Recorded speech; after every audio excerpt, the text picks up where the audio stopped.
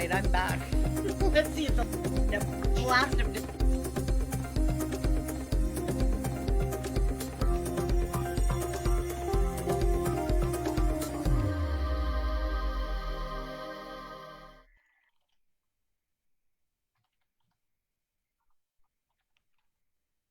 Hello and good morning. And it is a good morning. I hope you all had a wonderful weekend and enjoyed the sunshine yesterday. There you go. We had sunshine again. So we knew it would come back. Not holding my breath for how long, but anyway. So straight in. Welcome to Wow Live Online. And today it is our hot seat, our contributor hot seat. So we've got the wonderful Susan Barrett back again with she's the fountain of knowledge for Microsoft, and helps people, trains people on whatever level. And Microsoft actually are doing some quite good things at the moment, and we've done just the painful transition from various different things, sort of some Google, some Microsoft, whatever, but pulling it all into Microsoft 365, as they now call themselves. And to be honest, the productivity angle of it all is amazing. I mean, I really have, I think my productivity and my dues and things like that, I am just not losing things at all now, and it's just brilliant. But Susan's the one who's helped us through it. Harry also in the background has helped us through it as well. He can, if anybody wants to get onto Microsoft 365 professionally, you just need a good combo of Harry and Susan and you're there. But with no further ado, I would like to introduce you to Susan. Susan, you can obviously introduce yourself as well. We've got the lovely Lisa here as well, from Pen Inc, who Lisa builds websites and does amazing things, and she'll tell you about that in a minute. And we've also got Marie here too, and when Susan's done your little presentation, we will Q&A, but also the contributors who are here will be able to have a chat and tell you all about their businesses as well. And then we can open it up and we can have just a general discussion about any problems that you might have digitally. So that's it. Yours, Susan, over to you. Thank you, Carol. Good morning, everyone, and thank you for coming or listening wherever you are. So I'm Susan. I have been running my company Rabbit Training since 2001, and I am a Microsoft Office trainer, and I've been doing that for over 20 years now. Oh.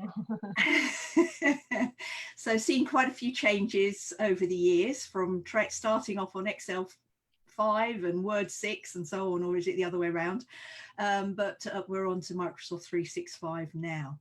So I thought it'd be useful to use this opportunity to show you a few tips of using PowerPoint, and Carol agreed. I thought that was quite a good presentation to give you. So with no more delay, I am going to share my screen. Oh, Carol, could you allow me to share my screen? Yes, I'll allow you to share the screen. Oh, crikey, what do I do? Hang on a sec.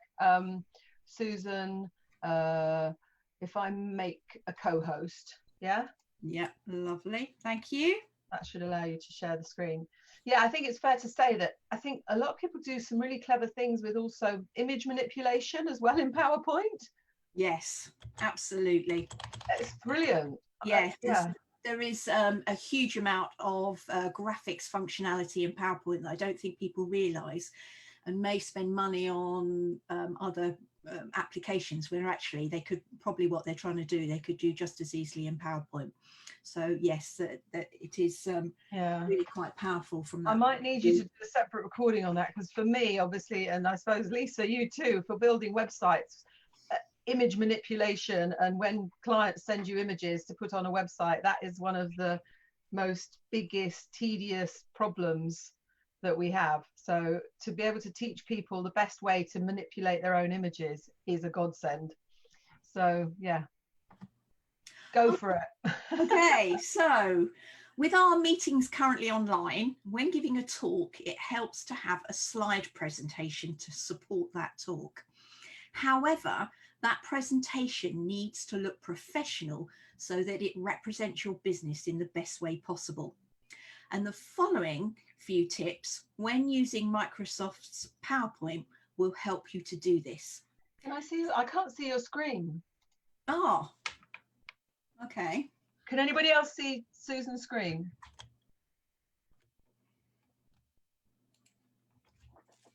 Is that better? Yes. Lovely. Got Okay. it. Sorry about that. I forgot one step. That's all right. Okay. Right, the following tips I'm going to go through when using Microsoft PowerPoint will help you to do this.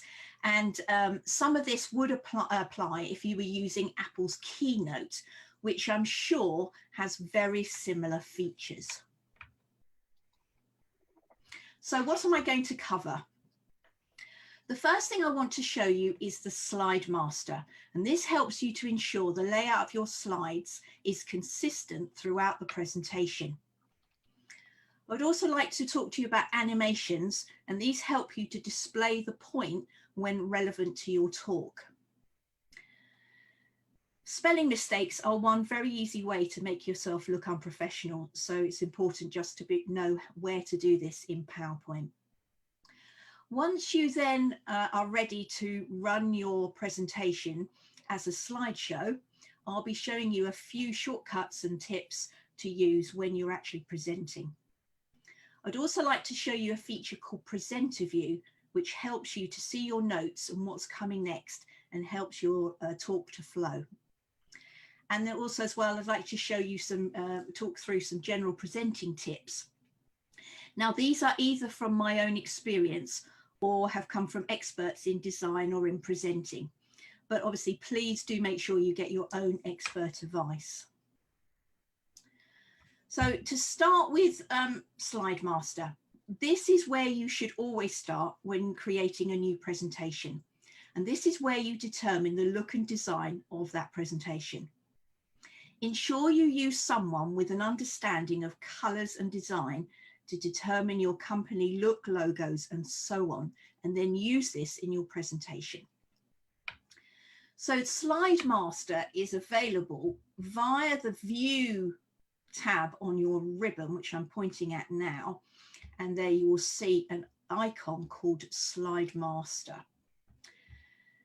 Use the Slide Master to ensure your slides are consistent in that the logo is in the same place on each slide. The font and style of bullets is the same on each slide, and the background graphics or color are the same, and so on. The Slide Master will also save you time if you decide to make a change, because you've only got to change it in one place. So I'm just going to move now to a blank presentation. So when you open up PowerPoint, this is how PowerPoint will appear.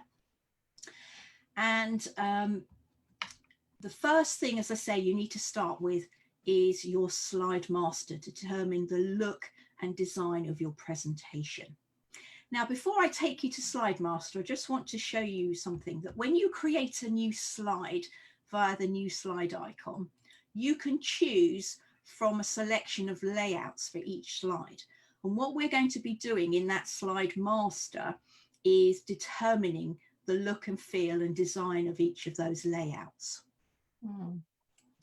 So if we go to the View tab on our ribbon and choose Slide Master, as I mentioned, this will take us into Slide Master View.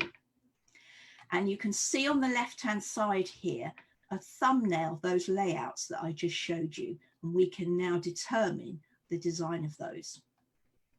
Now, all of those layouts have a master at the top, which determines the design that's going to appear on all of those layouts. So your company logo is a good example that could go within that top master. So I'm going to select that master, and I'm going to go to the Insert tab and choose Pictures from this device. And I've got my company logo ready to insert. So I'm just going to make that a little bit smaller, and I'm just going to put that at the top right of my slide.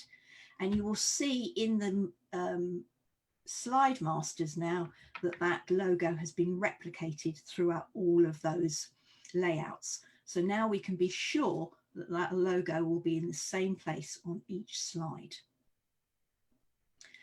Now, if your designer has given you some sort of graphical background image to put into your presentation, then this is where you would insert it into your presentation. Just to sort of give you an example of this, if I, for example, insert a rectangle into my presentation, and I'm just going to change the shape fill of that. So I'm going to choose more fill colors, and I'm going to just choose that color there and just make that a nice green color. And I need to send that behind the text. So I go to my send backward icon here, and I choose center back, and that will then sit behind my text. And all of this that I have been doing so far is via the shape format tab that you can see on my ribbon here, and that will appear as soon as a shape has been selected. And obviously I can just make that a little bit bigger if I wanted to. Now, another thing you might want to do is determine the font that you're going to use for your presentation. And again, you want to do that in the slide master so that you don't have to change it for each slide. So again, in the slide master tab on my ribbon, I'm going to go to the font icon here. And for example, I might choose Arial. And now that all the font within that presentation will now be Arial. Right, I might want to change the look of the text. So I'm going to select that text box. And I'm going to go to my home tab, and let's say I want to make that white, for example. I might want to change the bullet points. So I can go to my bullet point icon, and I could make that square bullets, for example. My title just needs tidying up a bit, make that centered within the logo, and I could go on. And again, you should see that this is all replicating with all our other layouts there. Now, once you've set up your master, you might then want to change each individual layout somehow. So if I go to my title slide, this now needs a bit of a tidy up. So I'm just going to make that text box a bit smaller, make the text a bit smaller, and then make the text white, for example.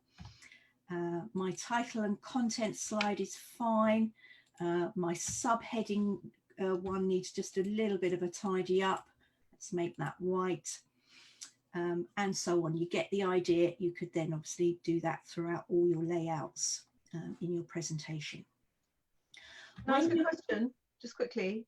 Yes, sure. Sorry, and on one of the sort of sub-master ones, yeah, could you give it a different background?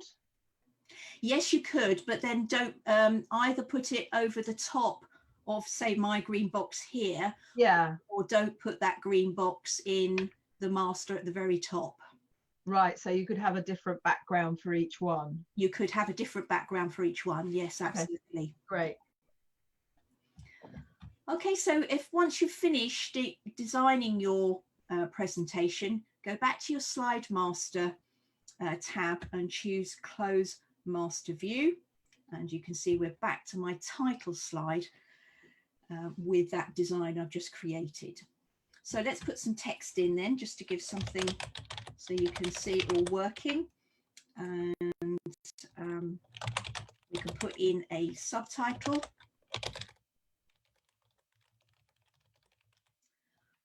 Right, okay, so once you've done your title slide, you then want to create a new slide, which you do via the new slide icon, which I'm pointing at now. And when you click on that icon, it will automatically give you a title and content slide.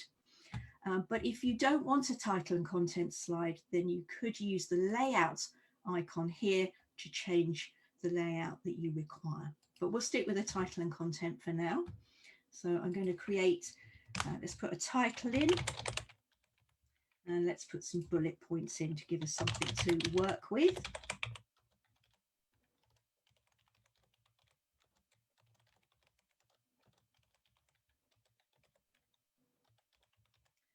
And so on. And if I wanted to put some sub-bullets underneath online, for example, if I press my tab key, that is the shortcut to indent your bullets. So let's have Teams, Zoom, and Skype, for example. And when I press enter, obviously it stays at that level, but the keyboard shortcut to go back is Shift and Tab. And then I could put in, for example, a couple more entries if I wanted to. Okay, if we want to then create a new slide, we go back to our new slide icon. But if I wanted to, I can actually choose the slide layout it's going to use rather than creating another title and content slide. So if I click on the new slide icon, and then I can choose the layout I want. So for example, I'm going to choose a title only slide. And let's say we want to put in a picture here. So I'm going to do insert picture from this device. And again, you can see I've got a picture already made up, ready to use. I can make that a bit smaller. Let's center that on the slide. I might want to put a nice border around it. And again, this picture, oops, I don't know if you can see that, but this picture format tab there appears whenever you have a picture selected. Okay, so if you imagine that we've created our presentation, we might have 50 slides, 100 slides, and now you've decided that you want to make a change to the way that presentation looks. And the benefit of using the Slide Master is I can make that change in one place and it will replicate over all of those 100 slides rather than having to do each one individually. So let's go back to that then. So if we go to the View tab and go to the Slide Master icon again, and I'm going to go up to my master at the top, and let's say that I want to change the font here. So back to my Home tab, and I'm going to use my nice green again, and I'm just going to make that text a little bit smaller. So once I've finished changing the design, I go back to Slide Master and choose Close Master View. And then you can see how in both of my slides that change has taken place.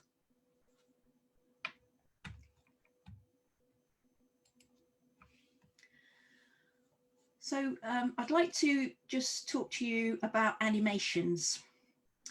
Animations are a really useful part of a presentation to help you put your message across. And these are available via the Animations tab on your ribbon. And you can animate pictures, text, graphics, and so on. But it's a really good idea to animate your bullets so that the topic that you are talking about appears only when you are talking about it, so that your audience is focused on your point, so that your audience doesn't read on.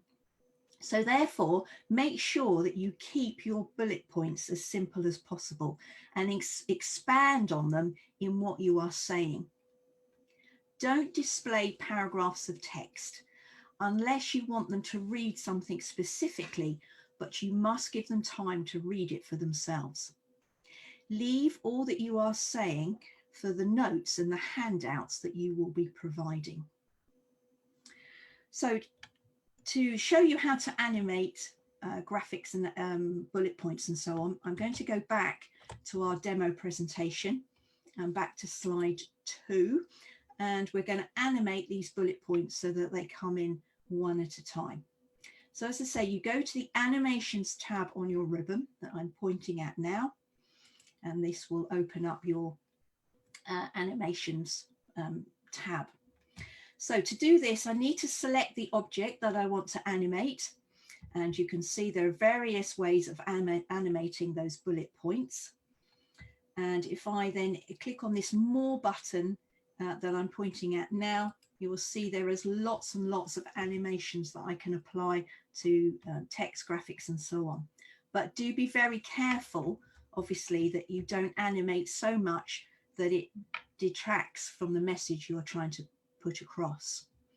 So if I choose appear, so I'm going to use the entrance, the appear entrance animation, and then that will apply that animation to those bullet points. And you can see now that classroom's going to come in first, then online, presentation, workshop video, and one-to-one. However, if you would like actually your sub-bullets to come in separately, so I would like Teams, Zoom and Skype to come in separately, you can animate those separately as well. And to do that, we need to go to the animation pane, which is available via this icon that I'm now pointing out. And as it says, it opens up the animation pane. And if I just expand my animations, you can see there, it shows me everything that is animated and in what order it's going to appear. And you can drag and drop the animations to where you want to place them if you want to change the order.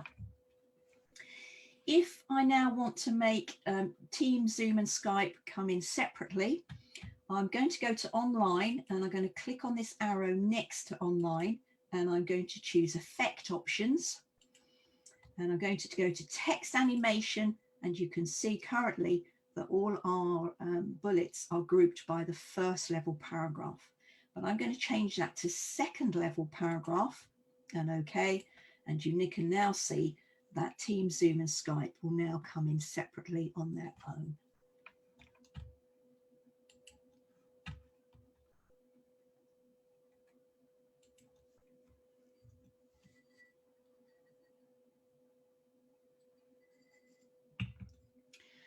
So spell check, spell check, spell check. I know that joke isn't really a spell check because a rabbit wouldn't be picked up by a spell check, but hopefully it might remind you to do a spell check on your presentation. I don't really need to explain that in any more depth other than just to say that in PowerPoint, you can go to the review tab and choose spelling, or if you prefer keyboard shortcuts, then you can press F7. Question, Godspell, does it not come up if you misspell something? Does it not come up with like a wiggly red line? Not in PowerPoint in the same way as Word. Okay.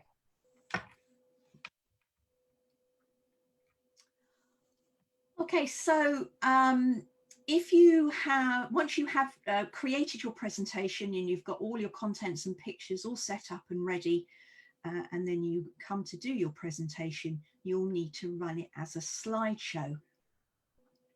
Have the presentation ready in slideshow view before sharing your screen. The same would be if you were presenting at a physical meeting, you would have your presentation ready before the meeting started. If, however, you forget, a really quick way to run your presentation from the beginning is to press F5. If for any reason you have to stop your presentation and then you want to start it again quickly from the current slide, then you can choose Shift, or you can use Shift and F5. Now, another keyboard shortcut that I use a lot is the ability to black out the screen using the letter B.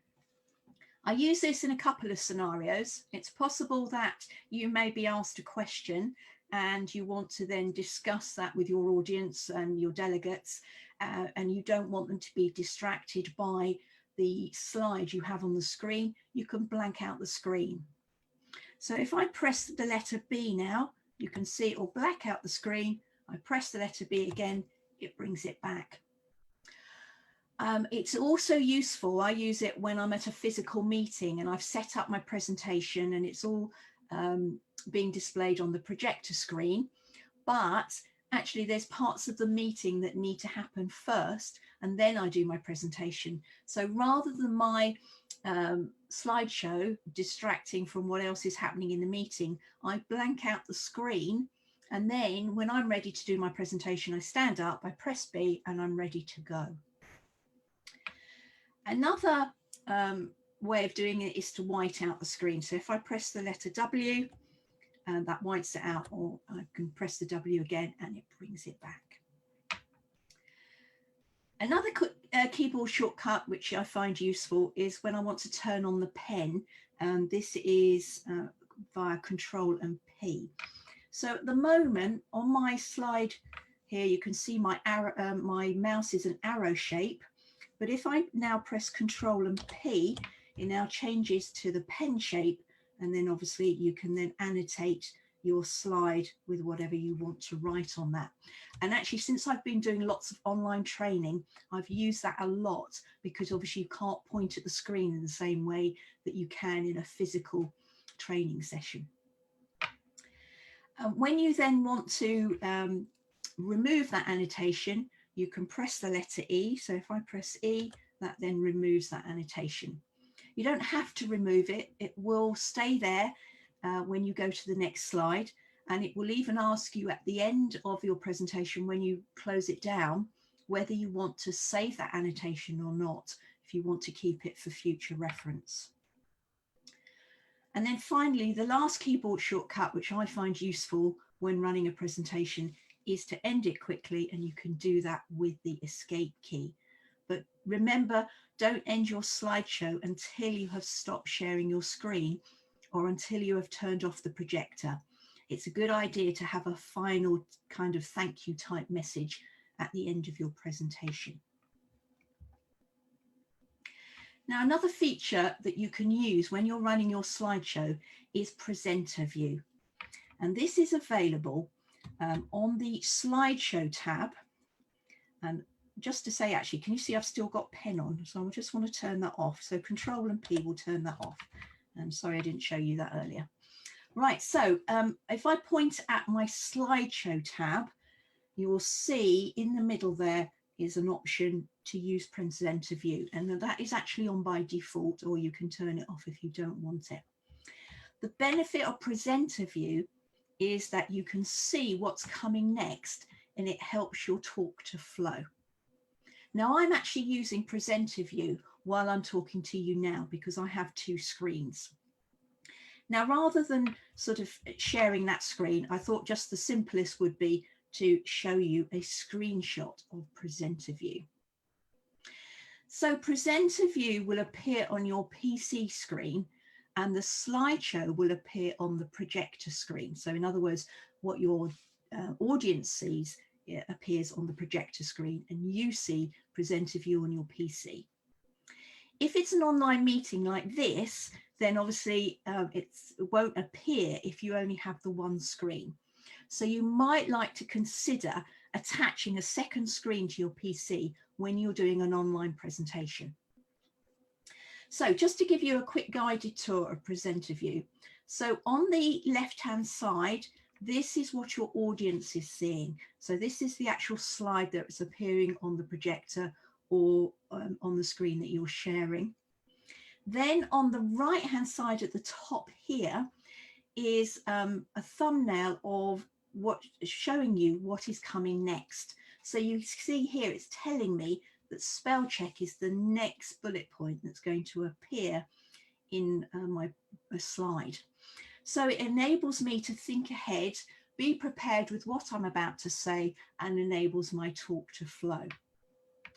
Once all your objects or text that you're animating have appeared, then it will show you the next slide that's going to appear. So again, it helps you to be prepared with what you're about to say, and helps your talk to flow. And you don't get that embarrassing bit of, oh, oops, sorry, there's another bullet point I've forgotten about, because you know that you have finished. Underneath that, then, here are your slide notes. And it's up to you really what you put here. These could be simple bullet points, which would be reminders to you of what you're going to say, which for a physical meeting would probably be what you would use, because you can't sort of stare at the screen. You've got to look at your audience. Or you could have the full speech here, which is obviously easier when you're on an online meeting to be able to read that. So it's totally up to you. So to show you where you enter in those speaker notes, I'm just going to go back to my demo presentation. And can I just ask? Yeah, sure, Carol. A question quickly. will PowerPoint, if you like, recognize if you've got two screens then? Yes, it does. Yes, it reads. If your PC is set up for using two screens, then it will recognize that you've got two screens. Yeah. What if it's set up for three screens? Um, I don't know, because I've had a problem with that in the past where I'm not quite sure what's displaying, and I've just had to go to, oh sod it, I'll just do the presentation out. Yeah. But maybe you'll be able to, yeah, we could need to look at that. But okay, and Yeah. so it recognizes if there's two screens, and it also recognizes if you've got a laptop and it's casting to another screen. Yeah, can you see, I've gone to slideshow view here. Yeah. And can you see over a presenter view, can you see monitor? Yeah. It's automatic. So that's Yeah. using how your PC is set up. I'm going to, obviously at some stage, Carol, can show you that in Windows.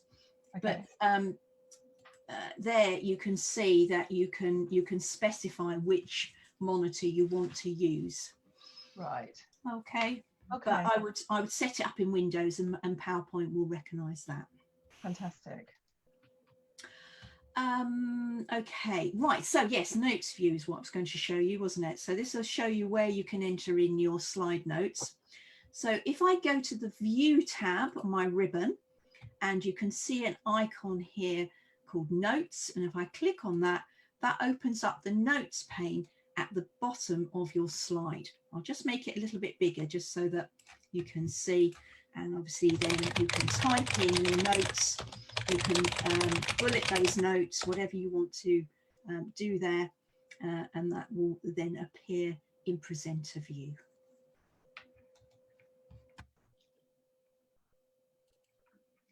So just to talk through a couple of general tips about presenting,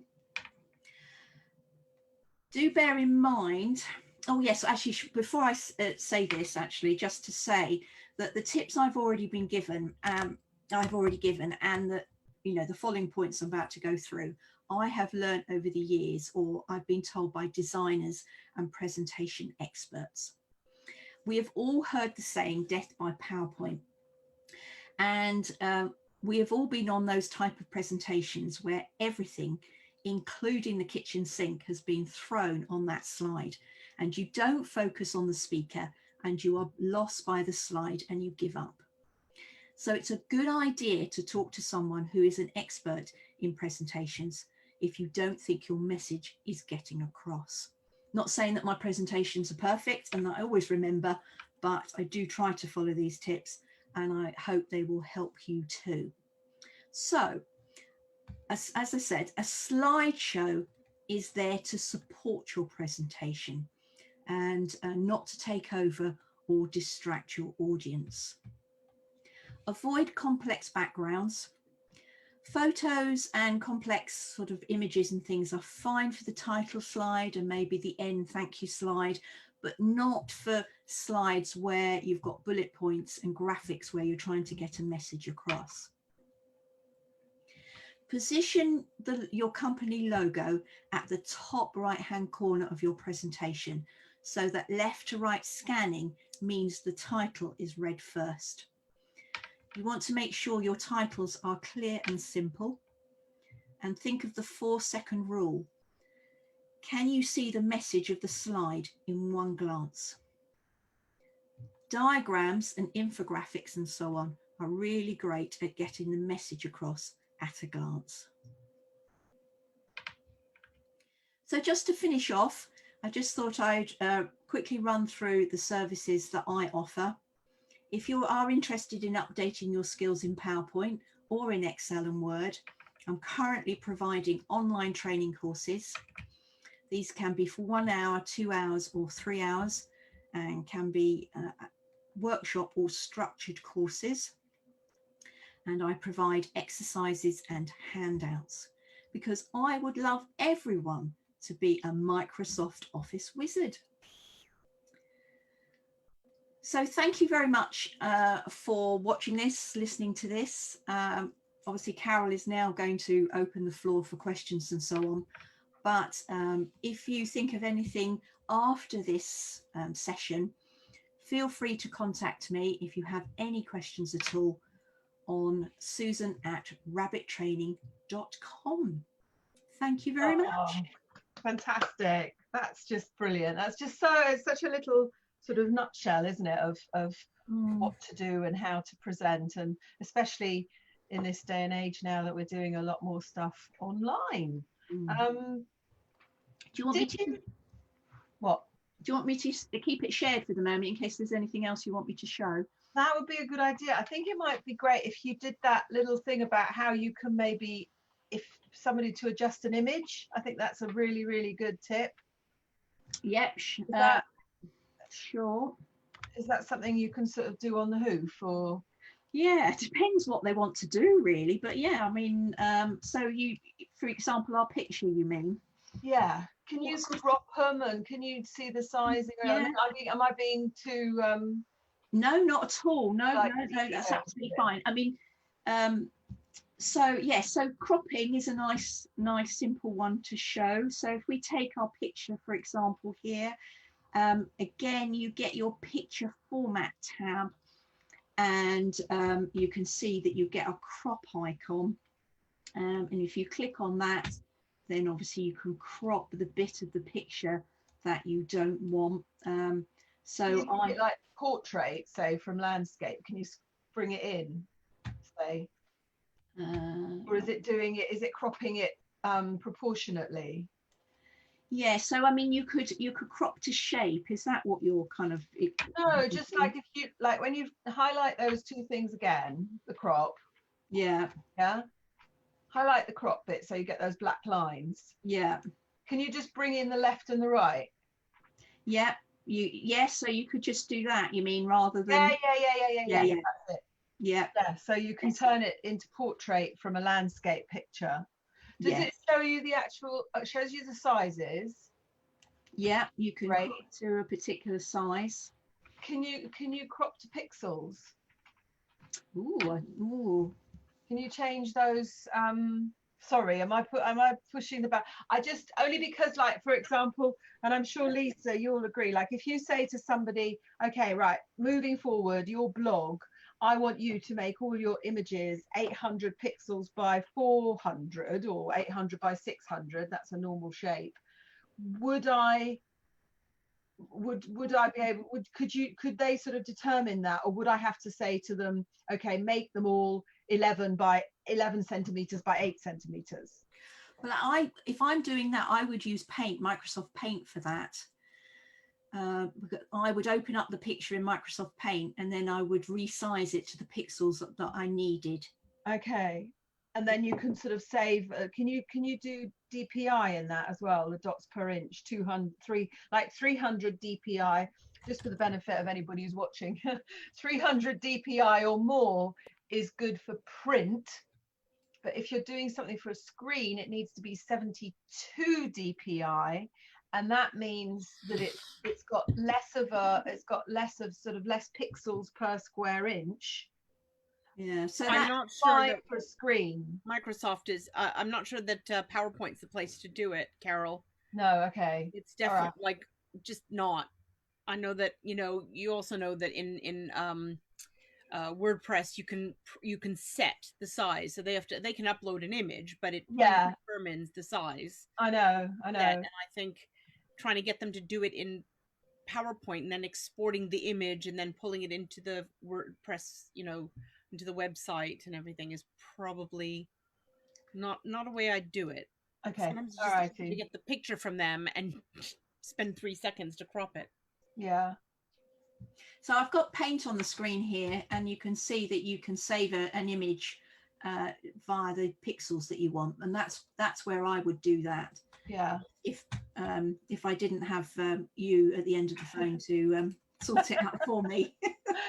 Yeah, but the only thing is, Lisa, you say 3 seconds, but when you've got a client who's got a fabric selling website and they've got 3,000 images. And they want you to crop it just right. They just want to show this. My thoughts are, I'll teach them how to do it. So no, you know what?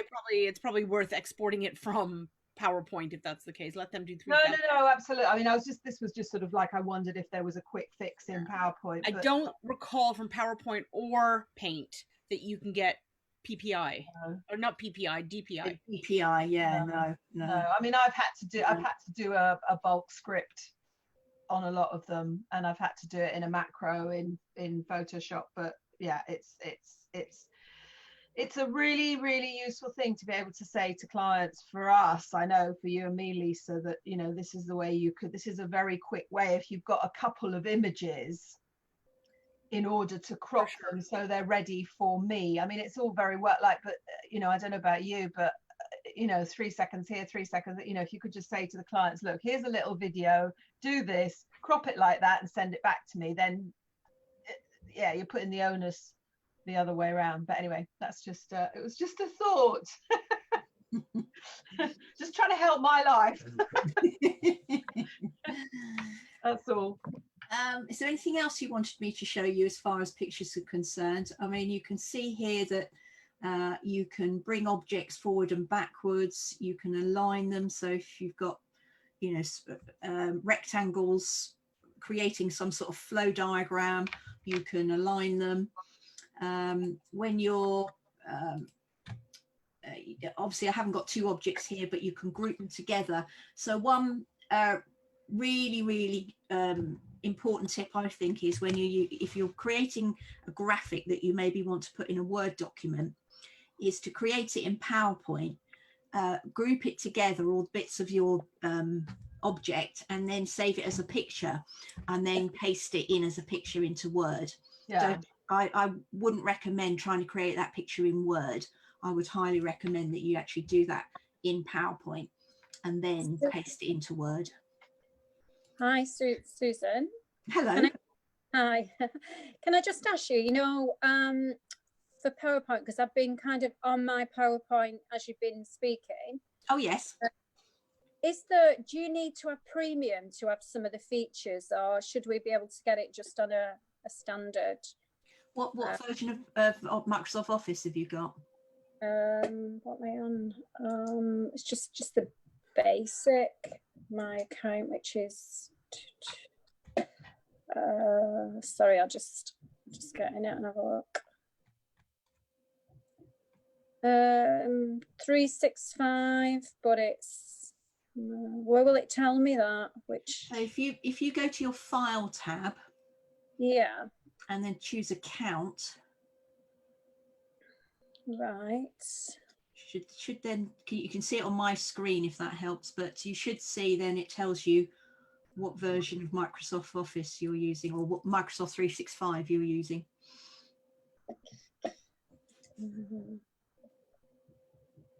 Subscriptions, are we going to subscriptions?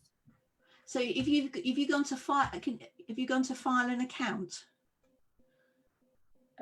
Yeah, I'm on it shows me my account now. Yeah, your info. So it says subscription product, and then underneath that, Microsoft. Again, you should be able to, I'm showing you on my screen if that helps at all. Right. Sorry,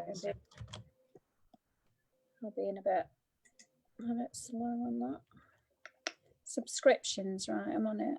Learn more, payments and billing.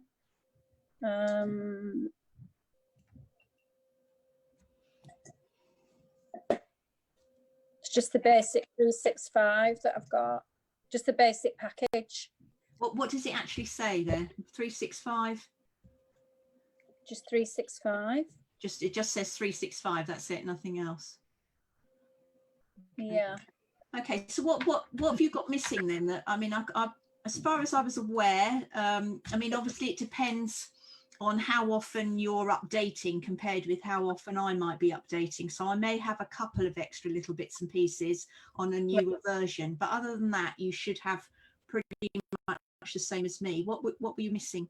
It may be just that I weren't following it as well as, you know, it could be the tabs are actually there, but I was trying to kind of watch and use at the same time, so it's probably not. I probably just missed bits. Yeah. No, if you Yeah. If you're on Microsoft 365, you'll have the same as me. Right. I would just, you know, because with things like this, I tend to find that I'd like when, you know, can you actually buy kind of a template and then you can just edit the templates rather than starting from scratch with I mean, you know, if you've got a designer who's designed your sort of logos and the look and feel of your documents and so on, they will, part of that service is they will give you a some sort of PowerPoint presentation background or something like that. I mean, obviously it's probably an extra service, I don't know, but anyway, they should get, you know, talk to them about getting some sort of background image that you can use, or some sort of design that they will give you to use with your PowerPoint presentation. I mean, Lisa's probably the better person to talk about this because this is what, and Carol, this is what they do. But it's not a usual thing to give a PowerPoint background or presentation at all. They design your logo, they hand it over, but you should be. Oh, well, that's funny because I, you know, designers that I've used in the past, they have given me that as part of the service. No, right. You ask for it. You can get it. Oh yeah, for sure, you can get it. No, I didn't get it. I definitely didn't get that. Okay. It's something that I need to update to overall anything anyway that I'm looking at. So I would ask for that and just get a template, because that's what I like. Sometimes I find I can spend too much time on trying to perfect something like this when I prefer to just go, oh, there's that much, and then give it back, and then I'll kind of edit it rather than me trying to do something that I'm really not very good at. Yeah, it's probably an extra service that they charge you for. That I prefer to pay for, to be honest. Yeah. Yeah, so, well, I mean, you just talk to a graphic designer and I'm sure they would be able to do something for you. To give you a template.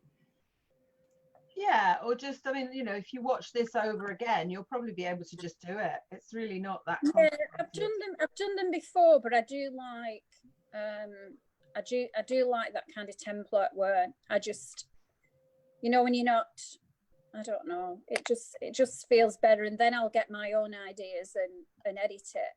The consistency. Yeah.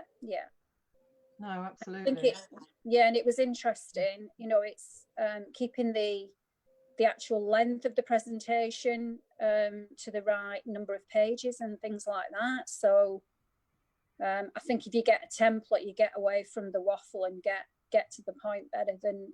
Yeah, the template is only going to be the look and feel of it. It isn't going to be the actual content of it. So, yeah. You know, how many slides you have is then going to be up to you. And as you know, as a designer looking, you know, seeing presentations where people put every word they say onto the slide, that's where, Susan, you're so spot on. You just have to highlight what you're going to be talking about and not try and put everything onto the slide. Yeah. And that way your slides look simpler. Less is more. I think. Oh, for sure. If you look, I'll tell you who there's a book, I can't remember what it's called now, but Steve Jobs brought out a book on, you know, how giving his presentations, and like he'll just have, and after seeing that, I remember one of the, like way back, I used to train people on whatever, and you know, stuff with the internet and things, and I think one of the slides that I had was, it was just a toothbrush on the slide, and that prompted me. So then I said, it's fair to say that was was a statistic that more people in the world have got a mobile phone than a toothbrush. And so for God's sakes, you know, make sure that you get your website mobile, or whatever that might have been at the point, my point at the time.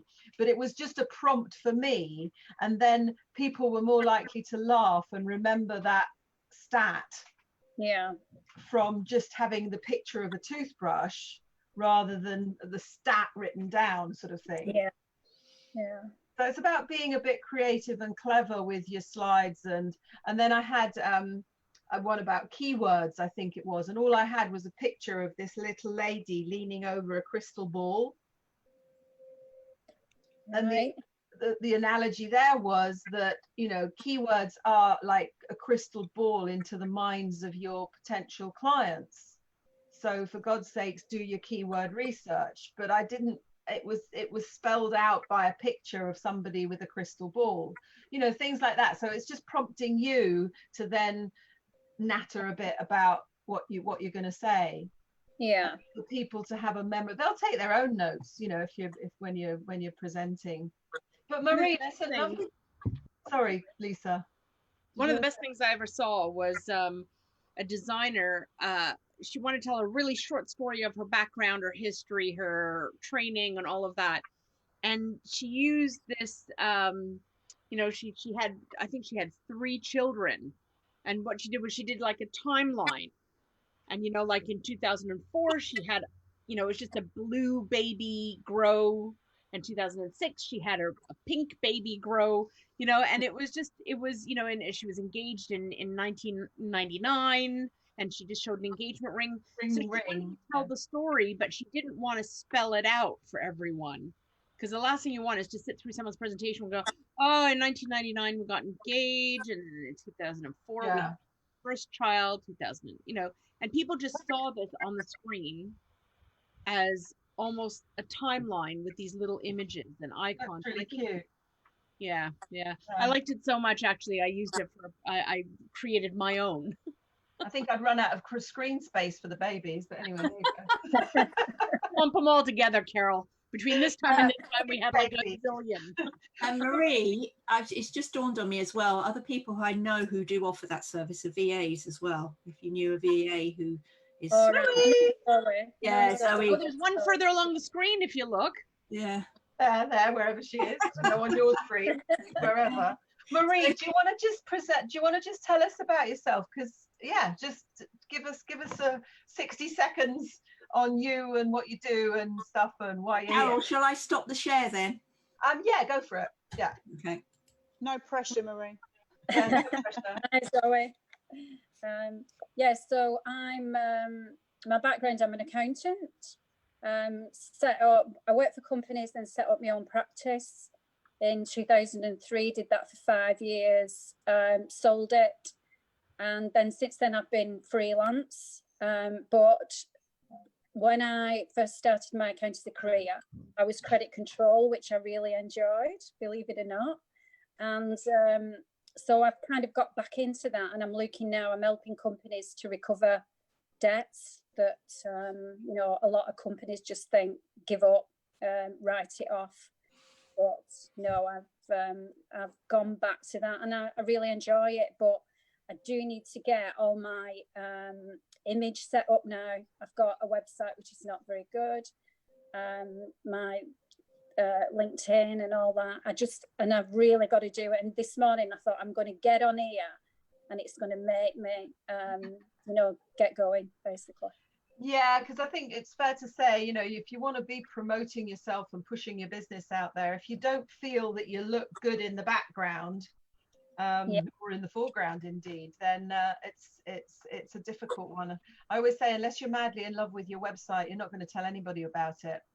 No, that's it's something that, I mean, I've spoke to Zoe, and she's probably sick of this conversation, but I'm really kind of determined now, because and especially I think in this climate that we're in, I think it's more important that people get paid for what they've done. So I'm going to do it. Good for you. Good for you. Well, that's lovely. And Lisa, then that'll lead on nicely to what you do. Unmute. Okay, unmute is good. Hi, Lisa Penn, the company's Penning Productions, and so as Carol and Susan know, we do web design development and website maintenance. So very similar to what Carol does.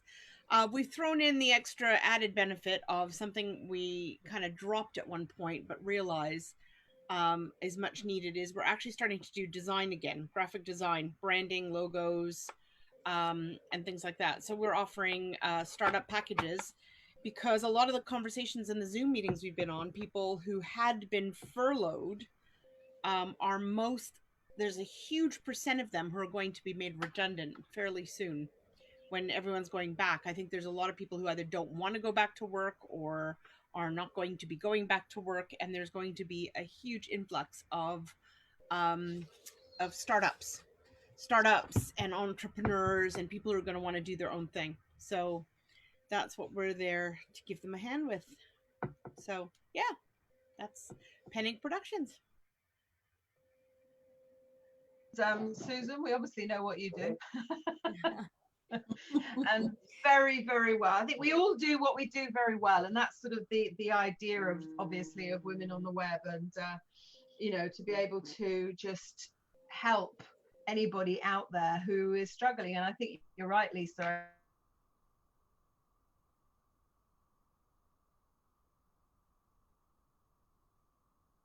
About how do you stand out, how do you make your business professional, how do you bring people in. It's all very well, I mean, this could go on a whole topic of this, is we were all very good at doing what we do, but nothing's any good at there's no point in being brilliant at what you do if you can't project that, and if you can't display that, and if you can't show people where you need to get trust, you need to get visibility, so you get credibility, and then people will trust you. Yeah. And think about how you would engage somebody, how you would make a decision to do business with somebody, and they're going to make that same decision about you. So if you're not looking your best out there and you're not feeling comfortable, I suppose I'm looking at you, Marie, in that respect, that you want to be going, it's like going, I would say it's like going to a party. You go to, like, you've got this really important party to go to, and you want to look your best, but you're just not feeling it, and your hair's not looking good, or you haven't got the right frock on, or whatever it might be, and you walk into that party and you're not going to strut your stuff. If you don't feel like you look your best, you're not going to strut your stuff. So I think the PowerPoint presentation, at least a good website, good graphic design, good design. It all starts with good design as well. And clever design, good, clever design, yeah. So that's where we're coming from. Definitely. And I think a lot of business consultants do that as well. Jan, we all know Jan, and she's an amazing business consultant, and she's the first one to say that one of the most important things that you need to invest in, not spend money on, but actually invest. It's an investment. You need to invest in decent design and a decent website, and so that you can look your best out there, and you can go out there and strut your stuff. I think that's fair to say. And maybe on that note, I'll just say, right, okay. I think it's been an hour now. So that was amazing, Susan. I think, all the little sort of snippets that you do and everything, about the productivity. And I will say it again, Susan knows I've been dragged kicking and screaming over to Microsoft 365. But I'm really glad that I've done it. So yeah, we can help anybody with Microsoft 365. As in get a professional account and do all the sort of necessary in the background, but also from the productivity side of things, and anything you need to know about anything to do with Microsoft 365. Susan Barrett of Rabbit Training is your lady. Thank you, Carol. So anybody want to say anything? Say goodbye. Thanks, Carol. Thank you, everyone. It's been a good session.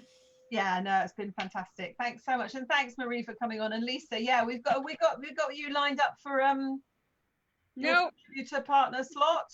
No, oh, no, I've been really occupied with so much stuff going on. I know you've had a bit of a year of it. I know that, but it'd be lovely to have you as to have your presentation. Maybe on the startups.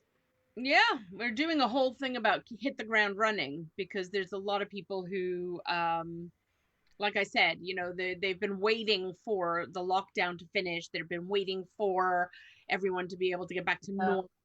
There's no normal. There's no back to normal. This is the new normal. And I think a lot of people are going to start their own businesses, and we're just offering a service to help them hit the ground running. Well, maybe we'll do, if we have a chat with Zoe, and we'll get you slot booked in, and you can do something to help people with that. Happy to. Just get involved. Put it out on the group. Put it out on the group, and we'll get that going. Okay. Okay, let All me have a right. look at the diary. Mondays are crazy, so don't you? Oh, I know. All righty, Marie, All thank right. you so much for popping on. Thanks, Carol. Thanks. Lovely to see you. And Susan. join us next Monday at 11 o'clock as well. That's just the digital drop-in. So maybe, Lisa, if you could be there, Marie, anybody can ask questions on websites and design and starting up a business and credit control and, you know, just getting that financial stuff in place as well. It's all important. So thanks for joining us, and we'll see you on Monday. Sorry? Bye. Thank you. Thank you. Thanks, Susan. Bye. Bye.